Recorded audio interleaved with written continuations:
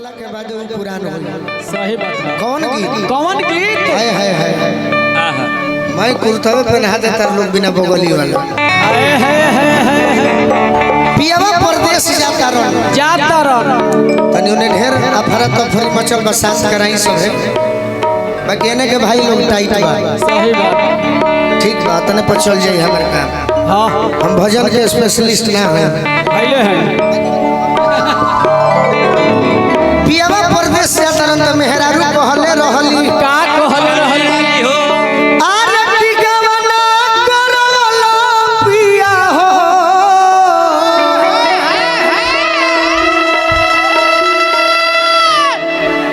घरे बैठवला कि अपने तो कइला राजा हो सिपाही जी ने रहे दियो ने संभारी एने ठीक बा अरे पूर्वी बनी जिया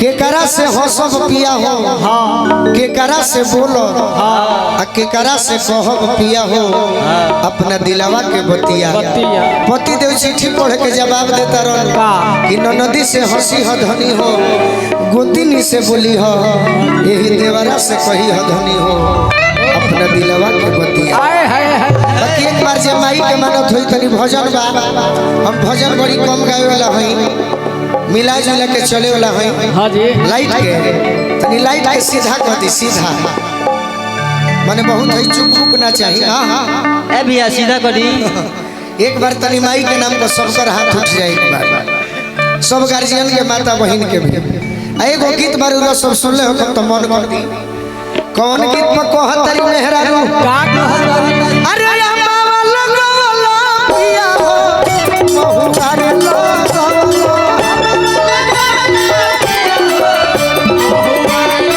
अम्मा लगवला पिया हो बहुवार लगवला कहे ना लगवला पिया हो कहे ना लगवला पिया हो पिया के कोछिया कहे ना लगवला पिया लगवला पिया पिया के कोछिया कहे ना लगवला पिया अम्मा लगवला पिया हो बहुआ लगवला कहे ना लगवला पिया हो कहे ना लगवला पिया हो पिया के कोछिया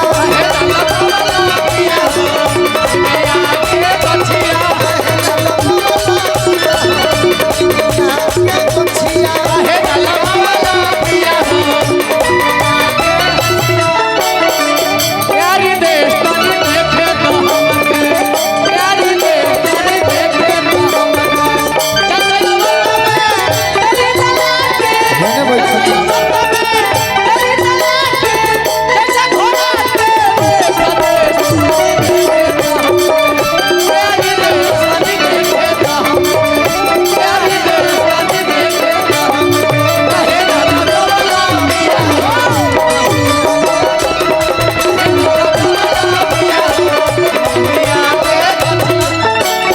मेहरारू कहतरी निमिये हो घरवा माई के निमिये दुआरवा हो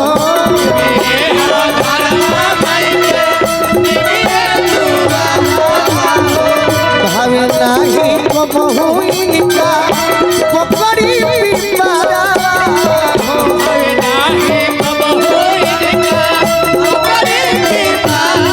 भावे नाही को बहुइनका कोपरी पिपारा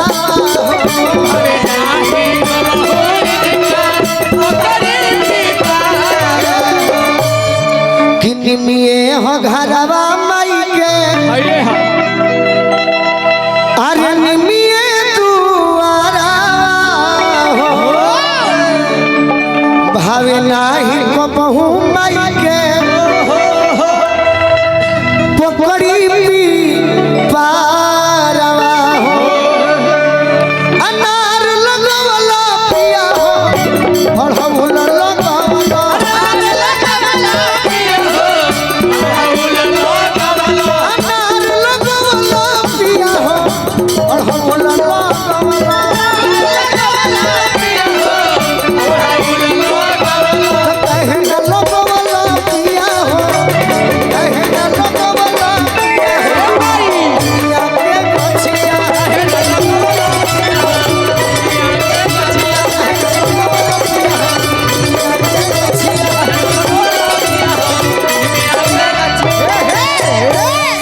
किनमिए के तारावा बनी बनी अरे ऊंचे चौतारावा हो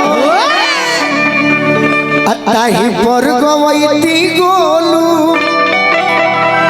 राजा से बाजारवा हो